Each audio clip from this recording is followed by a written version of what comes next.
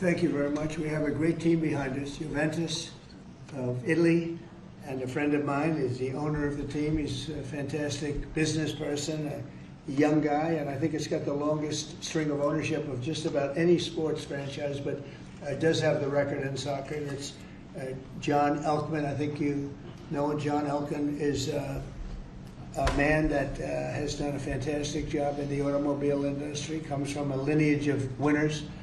And you have Gianni Infantino, as you know, and he's going to have the World Cup here. We have a game tonight. The game is, where is it, over in D.C., the stadium? Here, yeah, Holyfield. And it's totally sold out, I hope. Oh, of course, yeah. Okay, good. Well, and you have two great American players on this team. And would you just, where are you by American players? Around here. Fantastic, so good luck. Thank you. I hope you're going to be the two best players on the field. Okay? Well, I just thought you might want to ask questions, anything about the World Cup or the game tonight, but anything about the World Cup would be great, and Johnny's right here. So, anybody have any questions? And I hope you like the, well, I'm a little, you know, he's a friend of mine. It's hard to go against him, to be honest with you. But they have a good team. Who are you playing tonight? We're playing against the Emirati team. Oh, that's good. Yeah. That's Strong. good. Well, they spend a lot of money, right? They pay a lot of money, yeah. It's probably, is it a strong team, good team tonight? Yeah, you All guys- teams are good. It's the best teams in the world who are here in America. Right, Johnny, you think? Best teams in the world are here. That's what. Well, we raised the American flag for you guys today. Well, It's it's quite a historic day. Looks nice out there, doesn't it? Beautiful. Even you agree, right? I think so. Do you agree? No. Most of you agree. So, do you have any questions, please? Do you know the latest on the evacuations out of Israel, Mr. President? Have No. you been updated on that? No, we're having a meeting in an hour. We have a meeting downstairs in 1 hour. Yeah. Mr. President, on Iran, if regime change does happen there, if the regime falls, do you have a plan for what you think would happen? I have a plan for everything, but we'll see what happens. Got a ways to go. They should have, look, they should have made the deal. I had a great deal for them. They should have made that deal. 60 days we talked about it, and in the end they decided not to do it, and now they wish they did it. And they want to meet, but it's, you know, it's a little late to meet, but they want to meet, and they want to come to the White House. They'll even come to the White House. So we'll see. I may do that, but it's a shame it could have been done the easy way. Do you think the regime there could fall? Sure, anything could happen, right? Of that, sure, that could happen. Yeah, Mr. please. President, the Senate Judiciary Committee is holding a hearing on who exactly was running the White House under Joe Biden. Who do you think that was? I think the auto pen ran the White House. You know, we have an auto pen president before me. I think it's one of the greatest scandals in the history of this country, one of the biggest scandals.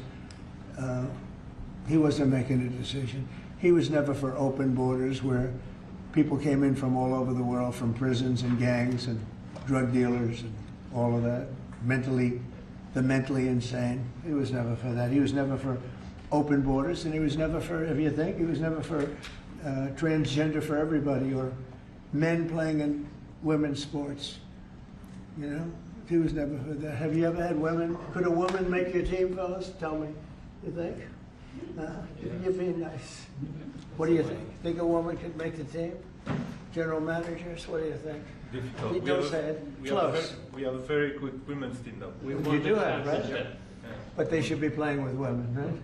You know, it's one of those things. One of those things. See, they're very diplomatic. As you're making your decision on Iran, obviously there's been a change from when you were pursuing a diplomatic negotiation. Yeah. Now you seem very open to the idea of potentially taking U.S. action. Obviously you're not going to tell us that. Can you walk us through what contributed to that change, how you got to where you are in making your decision now? Well, I think it started the first night. I mean, you know, that first night was devastating. And it really knocked the one side off, as you know. It was a devastating evening, day. And it's pretty much proceeded that way. I have a meeting in the war room in a little while. Situation room, as some people call it. So we're going to meet. We're going to see. We're in the midst of it. It's a terrible thing. I hate to see it. I hate to see all that death. So much death and destruction. But death primarily is what I hate to see. Does that mean you haven't made a decision yet on what to do? Or have you? I have ideas as to what to do, but I haven't made a final. I like to make the final decision 1 second before it's due, you know, because things change. I mean, especially with war, things change with war. It can go from one extreme to the other. War is very bad. There was no reason for this to be a war. There was no reason for Russia, Ukraine. A lot of wars there was no reason for. You know? You look right up there, I don't know, see the Declaration of Independence, and I say, I wonder if you know, the Civil War always seemed to me maybe that could have been solved without losing 600,000 plus people. So a lot of, it's very sad to see. It's very sad to see what's happening. But with that being said, I would say right now, Israel, from the standpoint of winning a war, is doing pretty well. Yeah, please. Mr. President, in your meeting today with the Chief of Staff of the Pakistani Army, did you talk about Iran? Did that come up? Is there Yeah. anything you can share from that Yeah, meeting? well, they know Iran very well, better than most. And they're not happy about anything. It's not that they're bad with Israel. They know them both, actually, but they probably, maybe they know Iran better. But they see what's going on, and he agreed with me. The reason I had him here, I wanted to thank him for not going into the war, just, you know, ending the war. And I want to thank, as you know, Prime Minister Modi just left, just a little while ago, just left. And we're working a trade deal with India. We're working a trade deal with Pakistan. And they were both here. But I was with Modi a few weeks ago. He was here, actually. But now we speak to him. And I'm so happy. There was a deal that two smart people, plus, you know, they have people on their staff too, but two smart people, two very smart people decided not to keep going with that war. That could have been a nuclear war. Those are two nuclear powers, big ones, big nuclear powers, and they decided that. So I was honored to meet him today. And if I can, on FIFA, sir, and for anyone who may want to answer, how has the travel bans from certain countries affected fans maybe coming in for the games, or is that not a consideration Gianni, at all? go ahead. Yeah, no, it's not a concern for us. For the games now in the Club World Cup, everything has been done in a very smooth way. We have an excellent collaboration, of course, with the president, but with the task force in particular. For next year, the World Cup, we have one more year to work, and the learnings that we have this year with the Club World Cup, which is historic, I say this to all the Americans, because it's the first ever Club World Cup, and it's played in the United States of America. So the learnings we'll have for this will apply them next year. And they're largely sold out, so But I don't know. everything is great. I don't think he's too worried about the travel ban. He doesn't know what the travel ban is, I don't think. Johnny, tell me what the travel ban is. He doesn't know what it is. He's largely sold out. Like tonight is totally. I've had friends, they heard about this meeting. They said, can you give me tickets? I don't know if I can get tickets. He won't give them to Well, me. we can speak Maybe about it. John will give them to me. Yeah, please. Mr. President, two questions, if I could. One about Iran and then one domestically. With Iran, what's your message to Americans both here and abroad who are not only concerned about the U.S. potentially getting involved in another conflict in the Middle East, but worry about the potential for retaliation here at home? Yeah, well, I don't want to get involved either, but I've been saying for 20 years, maybe longer, that Iran cannot have a nuclear weapon. I've been saying it for a long time. And I think they were a few weeks away from having one. And they had to sign a document. I think they wish they signed it now. It was a fair deal. And now it's a harder thing to sign, you know. It's a lot of water over the dam. But, you know, it's very, I say it very simply. Iran can't have a nuclear weapon. Too much devastation. And they'd use it, you know, I believe they'd use it. Others won't use it, but I believe they'd use it. So that's it. It's very simple as far as I'm concerned. They can't have a nuclear weapon. And then domestically, Missouri Senator Josh Hawley came out this week as the lead sponsor of a bill to raise the federal minimum wage to $15 an hour. It stands out because he's a Republican. There's still 20 states that have it at $7.25. Do you support the legislation or the idea? Well, I of haven't raising- seen it. I'd have to speak to Josh. He's a very good friend of mine. That's interesting that Josh did that. I'm going to have to think about that one.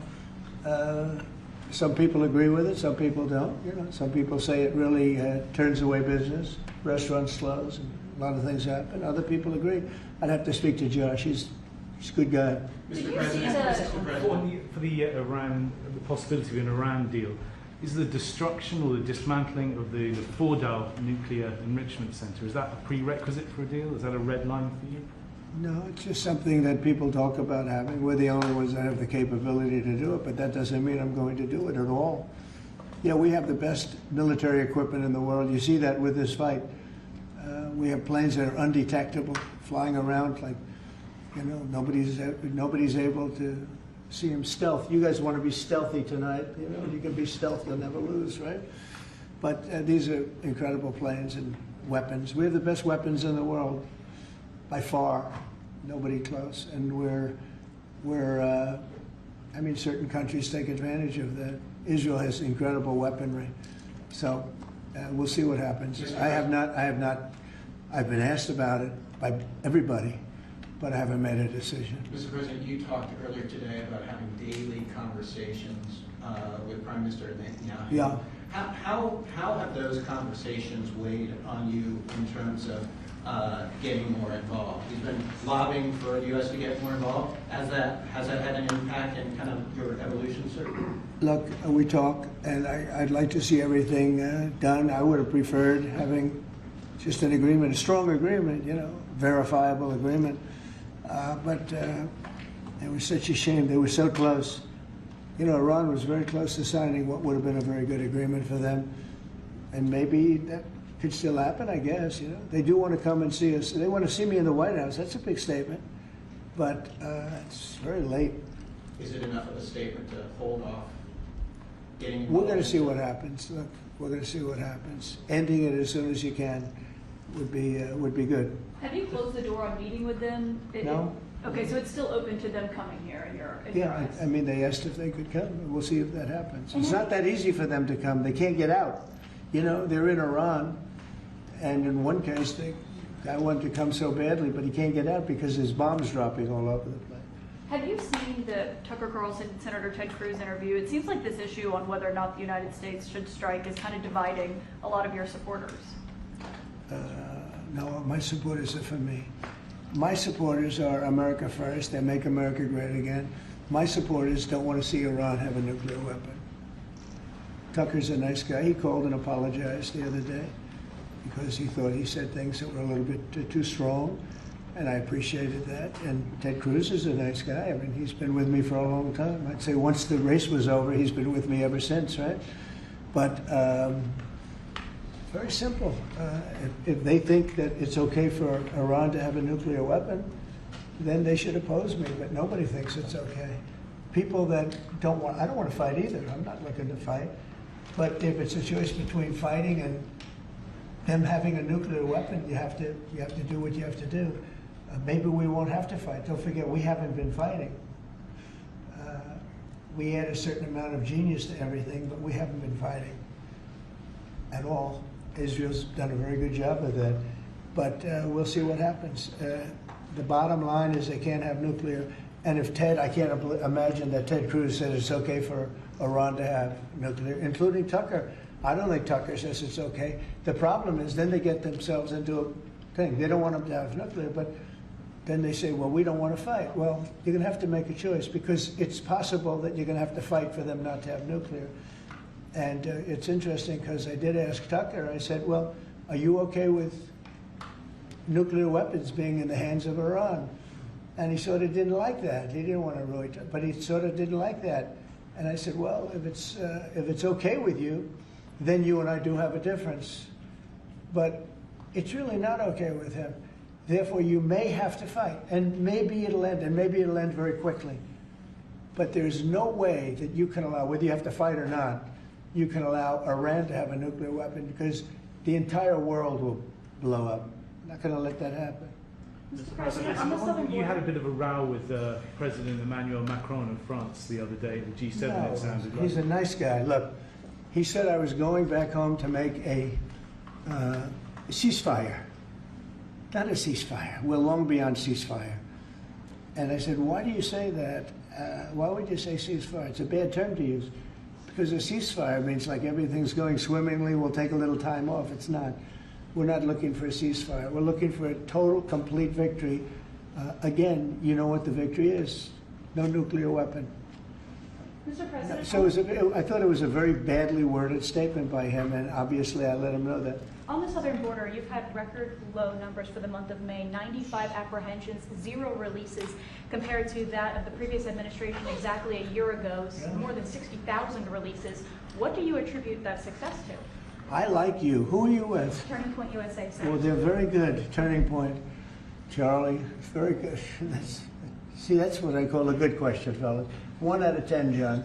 1 out of 10, but that's a really good question. No, we had record good numbers on the border. And people are coming in, but they have to come in legally.